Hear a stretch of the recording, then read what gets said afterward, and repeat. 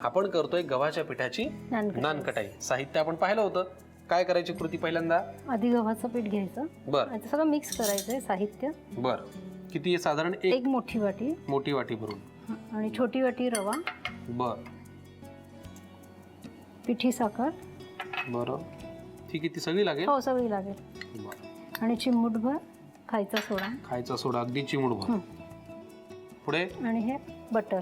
Butter किंवा ह्याच्याऐवजी तूपही घालू शकतो पण, साजूक तूप. ठीक आहे. एवढं बटर पुरे? एवढं सगळं लागणार आहे. अच्छा, मग घालूया. थांब, आधी ह्यातल्या गुठळ्या काढूया साखरेतल्या. बरं, ठीक आहे. बटर अजून लागेल? हो, लागेल ना. बरं, मला एक सांगा, आत्ता आपण याच्यामध्ये खायचा सोडा टाकलाय चिमूटभर. त्याऐवजी आपण बेकिंग पावडर वापरू शकतो का? वापरू शकतो, पण त्या बेकिंग पावडर कसं आपण एक छोटा पाकिट घरी आणलं की त्याचं लाईफ फक्त 1 वर्षाचं असतं. खायचा सोडा आपण कायम वापरू शकतो, तो टिकू शकतो घरात. शकतो तो. बरं, ठीक आहे. म्हणजे बेकिंग पावडर एक समजा आपण डबा आणला आणि तो वापरलाच नाही गेला तर गेले ना पैसे वाया. मग कशाला असं, मग आपण सोडा आणायचा खायचा. हा विचार तुम्ही केला. आणि सोडा कसा बाकी सगळ्या पदार्थांना चालतो. म्हणजे कधी भजी केली किंवा आता मठरी केली त्याला सुद्धा चालतो. बरोबर. तसं बेकिंग पावडर सगळ्याच आयटमला चालणार नाही, फक्त बेकिंग ठराविक ह्याच्यामध्येच ती वापरता येते. बरोबर आहे. बटर लागणार आहे अजून? हो, आणखी लागणार. अरे वा, बटर फार वापरतोय आपण.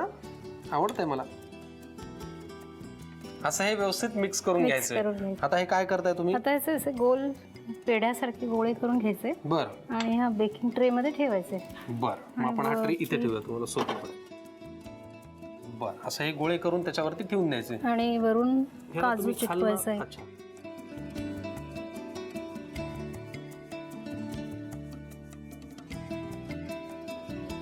अशा पद्धतीने आपण याला नानकटाईचा शेप दिलेला आहे. आणि बेकिंग ट्रे मध्ये ह्याला काय लावलंय आपण? हे सिल्वर फॉइल लावले. सिल्वर फॉइल लावून त्याला आपण व्यवस्थित ठेवलंय. पुढे त्याच्यावरती एक काजूचा तुकडा चिटकवूया. बरं, ठीक आहे. मी पण थोडीशी मदत करतो ना तुम्हाला. वा, गव्हाच्या पिठाची नानकटाई आपण करतो आणि त्यासाठी लागणारं सगळं साहित्य घेऊन आपण ते व्यवस्थित मळून घेतलं. त्याला नानकटाईचा शेप दिला. आपण याच्यावरती काजू असे छान खोचून घेतले. गव्हाच्या पिठाचं मिश्रण करून त्याला एक छान नानकटाईचा शेप दिला. आता हे सगळं तयार आहे. काय हे 180 डिग्रीला प्रीहीट करायचं ओव्हन. बरं. आणि हे 20 मिनिटं ठेवून द्यायचं. 20 मिनिटं ठेवायचं. किती डिग्री सेल्सिअस वरती? 180. 180 प्रीहीट आपण करून घेतलेलं आहे. आता आपण हे ठेवूयात.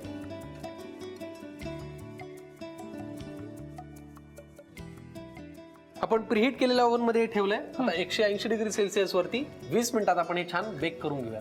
20 मिनिटं झालेली आहेत. मला वाटतं आता गव्हाच्या पिठाची नानकटाई रेडी झाली, तयार असेल. बरोबर, आपण बघूयात. वा, नानकटाई तयार झालेली आहे. क्या बात है. गव्हाच्या पिठाची केलेली नानकटाई तुम्ही बाजारात जाऊन विकत कधी कधी आणत असाल, पण आणू नका. पटकन तुम्ही लिहून घ्या घरी करून पाहण्यासाठी याचे साहित्य आणि कृती. गव्हाच्या पिठाची नानकटाई बनवण्यासाठी लागणारे साहित्य: 1 मोठी वाटी गव्हाचं पीठ, बटर, रवा, पिठी साखर, काजू आणि खाण्याचा सोडा. कृती: प्रथम एका बाउलमध्ये 1 मोठी वाटी गव्हाचं पीठ, छोटी वाटी रवा, पिठी साखर, चिमूटभर खाण्याचा सोडा आणि बटर घालून मिश्रण एकजीव करून घ्यावं. तयार मिश्रणाची नानकटाई बनवून त्यावर काजू लावावेत. ओव्हन 180 डिग्रीला प्री हीट करून 20 मिनिटं नानकटाई बेक करून घ्यावीत आणि सर्व्ह करावीत.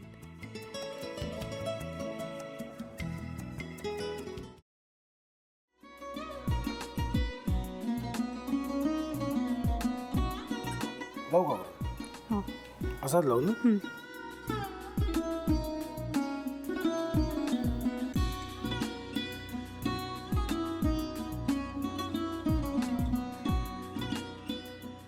आता काय करायचंय? आता आपण ड्राय स्टफिंग दुसरं काय करणार आपण त्यात? आपण ह्याच्यात मेयोनीज न टाकता बाकीचे सगळे साहित्य टाकायचे. अच्छा, हे सगळं.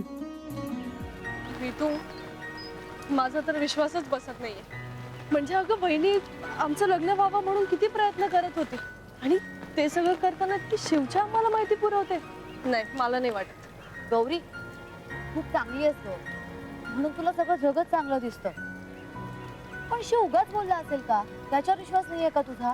शिववर पूर्ण विश्वास आहे मी माझा. पण तो आता हे जे काही करतोय ना, म्हणजे निशा बहिणी समोर त्या राधिका सोबत फिरण्याचं नाटक वगैरे, ते त्याचा काही उपयोग होणार नाहीये. अगं असं कसं म्हणतो? अगं नीलिमा, जतीन भाईंचा कॉल आहे. हो माहिती आहे. रिसीव कर ना. बघ कट झाला. आता तू रिसीव केला नाहीस म्हणून ते मला करतील. अब पुन्हा आला बघ. घे बघू.